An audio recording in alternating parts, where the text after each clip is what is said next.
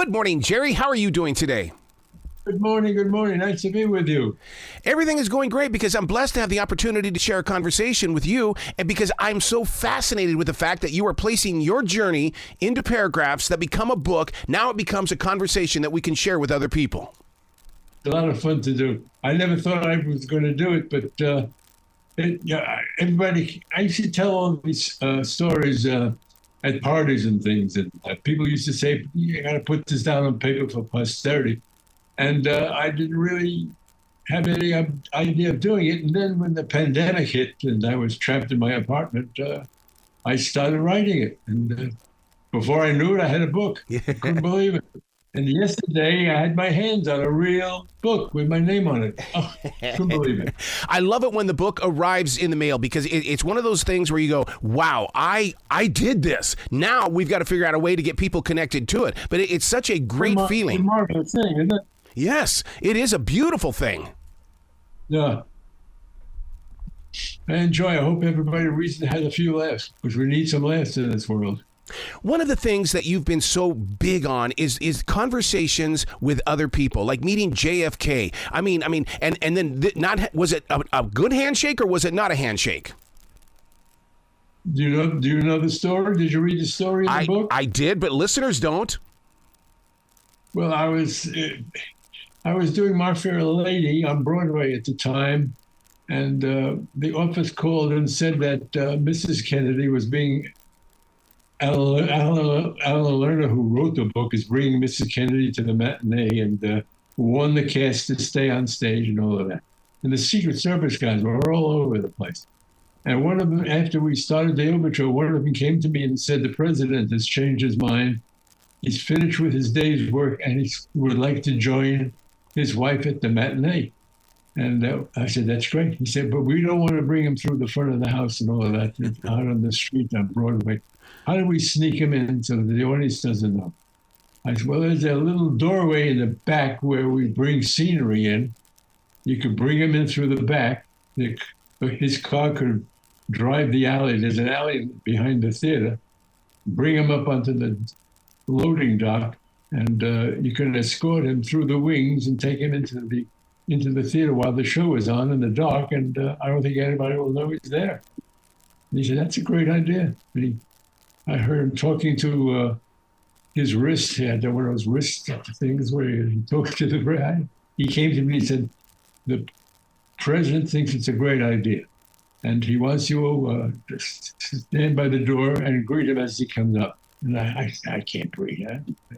I'm too nerve-wracking. This guy's a hero of mine. How am I going to greet him? What? And I said, oh, God, Lord, here comes his car. And I was trying to rehearse things that I would say to him. It was all so. I said, I'll tell him he said, I can't tell him my name. He doesn't care what here he comes. Oh, my God, he's a tall man. Look how handsome. Oh, my God. He's got his hand. He's got his hand outstretched. He's coming at me. I don't know what. And what do I do? I said, well, here goes. I grabbed his hand and I said, good afternoon. I'm the president of the United States.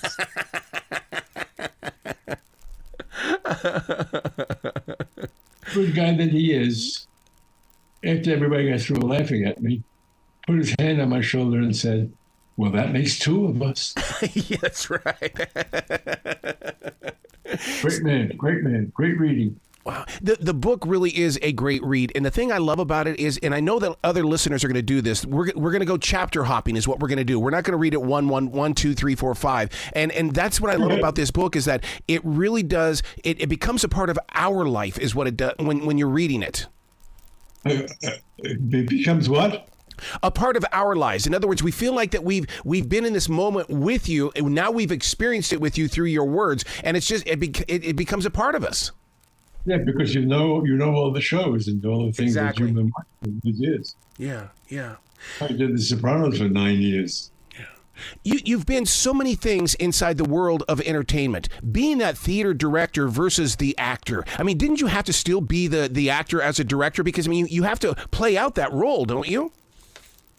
You're absolutely right. When I got a job as an actor, not having any training whatsoever, I looked upon every scene as a director. How would I direct this particular scene? And that's how I would play it. And, it's the only way I got through it. Yeah. Never had any training, unfortunately. But see, that's what I love about what you've done is that training. You knew in your heart that you what the job needed to be done or how to do it. But yet, I mean, you didn't let it stop you. That's it. You got to do it. The phone rings, you do it. You're lucky when the phone rings, and so you have to take the very opportunity you can in this business. The show business is a tough racket. It's not an easy one. That's not one that I would recommend to most people. Well, I love the way that you said the show business. You see, that's the thing that I've really wanted to study so much is I want to know the business side of what people are doing with if they're enjoying acting or if they're in music. I want to know the business side of it because to me that's where the real story is. Yeah. I don't know too much about it, unfortunately.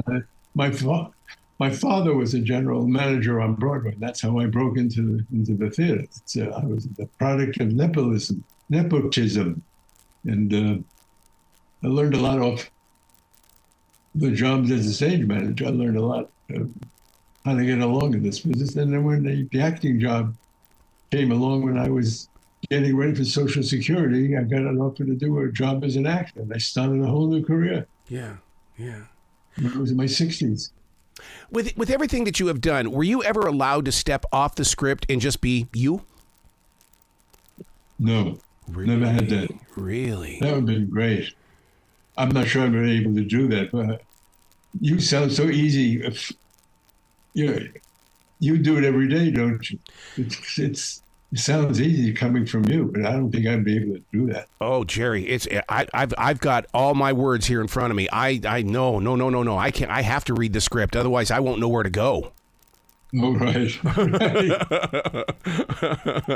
Well, what you have is the name of the book, and have you read the book? Do you know anything of what you're talking about? I do. I haven't read the full book yet, and because I am that chapter hopper. I've been going all over the places, things that I think I know, and man, was I ever wrong. Great. Because we live in this world where these magazine stories, or if we're watching Entertainment Tonight, we get sound bites, but that's it. And so therefore then we develop our own interpretation. Like I was completely fascinated with the fact of with you and the Sopranos, how I can't sing, and when I came across that part, I thought we could all sing. Doesn't have to be in tune, but we can all sing. I thought the Sopranos was a musical when they the job. I had no idea what it was. That journey on that set, though, you guys didn't know right away that it was going to be a huge hit, and even today it's a huge hit through binge watching. Everybody on that pilot, who eventually became actors on the show, thought it was just an ordinary, cops and robbers thing. But what was brilliant about it was that David introduced the idea of the psychiatrist and and James Gandolfini. So it was a great idea to be interviewed by a psychiatrist, bring your problems as a criminal to a psychiatrist. That made the show, I think. Don't you think so? I do. I thought that in fact, I remember writing in my daily writing about The Sopranos in the way of saying, thank God we finally have something that is bigger than Brando. I love me some Brando in The Godfather, but The Sopranos gave me something to hold on to for my growing generation. It became a part of you. It was the same problems that most people had. Yeah. Well, he was a terrible criminal, but he was an interesting man. He had a great heart and a great intelligence. Yeah. Well, the entire writing staff had made every character on The Sopranos a big hit. In other words, it was a big family to us that were watching it on this side of the flat screen. Yeah. For you to create with so many other big names, what was it like to stand in that moment? Because there is such a human side to you, and I see it in the print, that you were just a regular guy who happened to have an acting job. That's exactly right, who happened to have an acting job.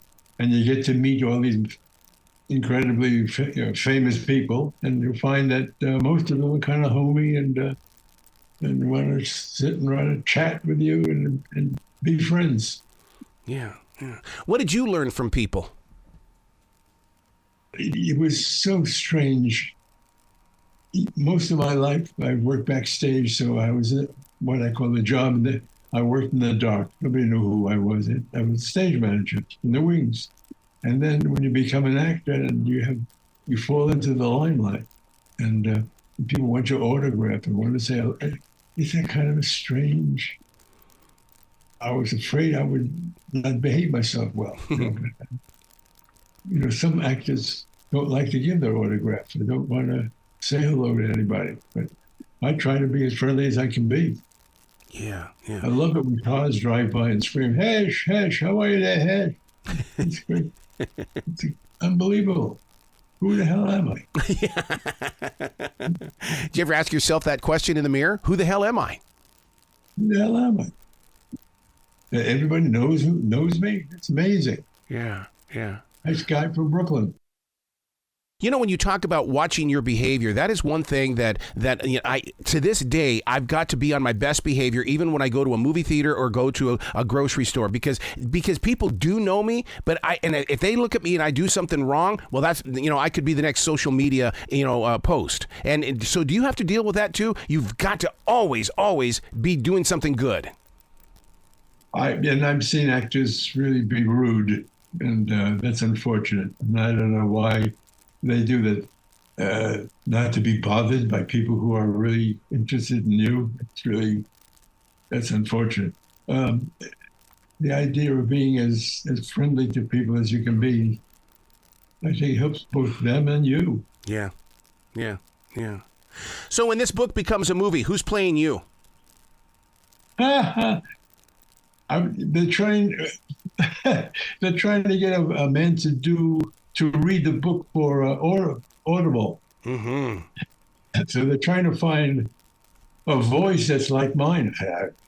Yeah. And I'm auditioning voices. Wow.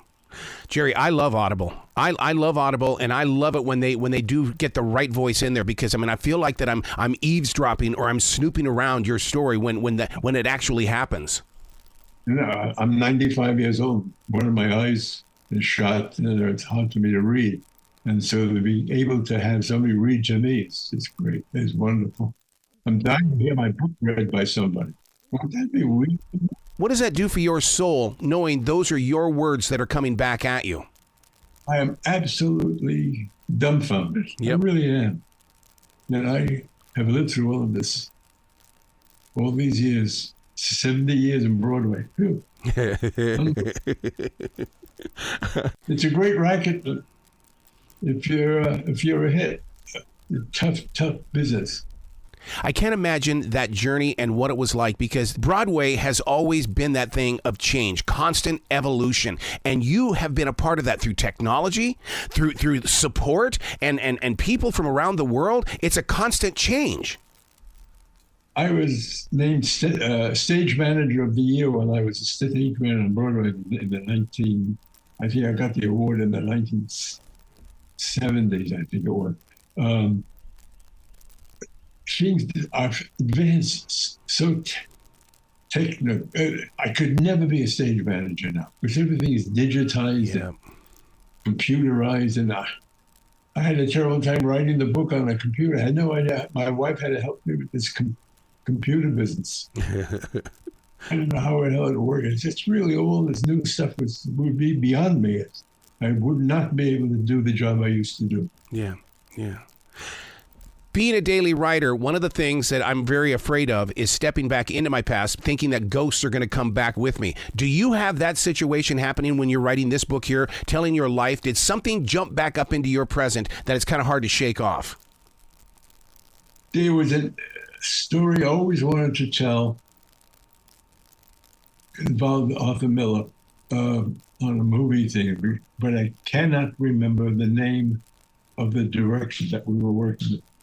We were doing a location. We